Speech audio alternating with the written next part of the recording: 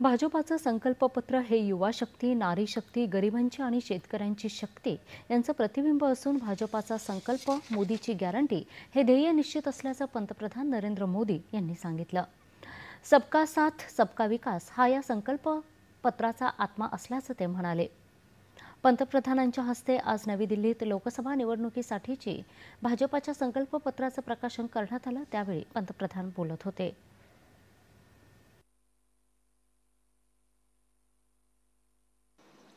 10 वर्षों में भाजपा ने अपने संकल्प पत्र के हर बिंदु को गारंटी के रूप में जमीन पर उतारा है.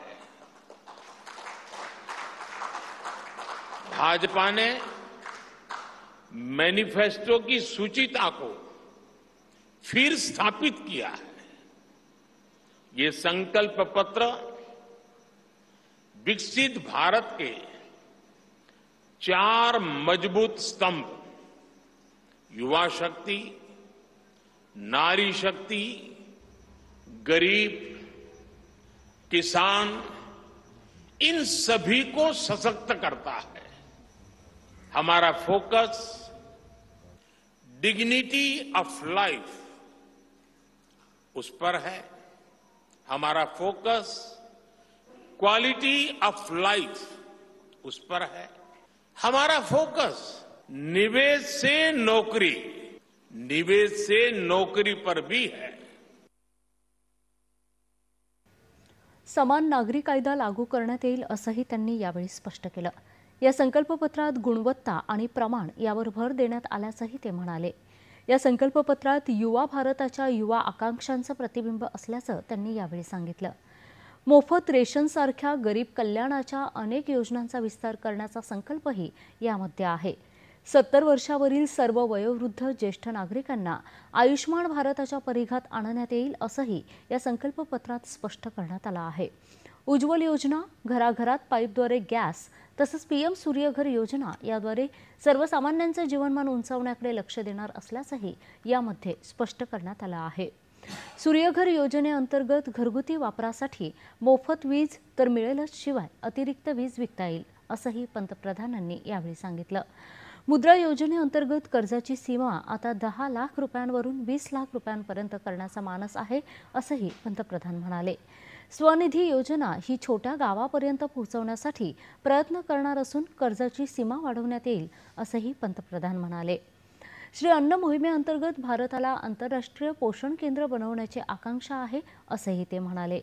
तृणधान्य आणि कडधान्यांच्या उत्पादनात आत्मनिर्भर होण्याचं लक्ष्यही पंतप्रधानांनी यावेळी अधोरेखित केलं. भारतीयांचं जीवनमान उंचावण्यावर भर देत सहकारातून समृद्धीकडे हा नवा मूलमंत्र असल्याचंही ते म्हणाले. हवाई क्षेत्र, महामार्ग, रेल्वे आणि जलमार्ग अत्याधुनिक करण्यावरही भर देण्यात येईल असंही ते म्हणाले. देशाला ऊर्जा क्षेत्रात आत्मनिर्भर करणार असल्याचंही त्यांनी यावेळी स्पष्ट केलं. हरित ऊर्जा निर्मितीवर भर दिला जाईल असं ते म्हणाले. प्रत्येक क्षेत्रात भारताला ग्लोबल हब बनवण्याचं ध्येयही त्यांनी यावेळी अधोरेखित केलं. पहला है सोशल इंफ्रास्ट्रक्चर, दूसरा है डिजिटल इंफ्रास्ट्रक्चर, तीसरा है फिजिकल इंफ्रास्ट्रक्चर. सोशल इंफ्रास्ट्रक्चर के लिए हम नए नए एजुकेशनल इंस्टीट्यूट खोल रहे हैं, यूनिवर्सिटीज बनवा रहे हैं. दूसरा है फिजिकल इंफ्रास्ट्रक्चर. इसलिए हम देश भर में हाईवे, रेलवे, एयरवे, वाटरवे उनको आधुनिक बना रहे हैं.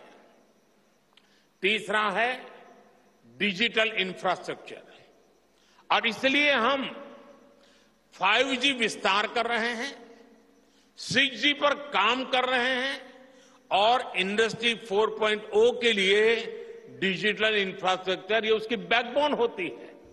हम इंडस्ट्री 4.0 को ध्यान में रखते हुए हमारे डिजिटल इंफ्रास्ट्रक्चर को तैयार कर रहे हैं.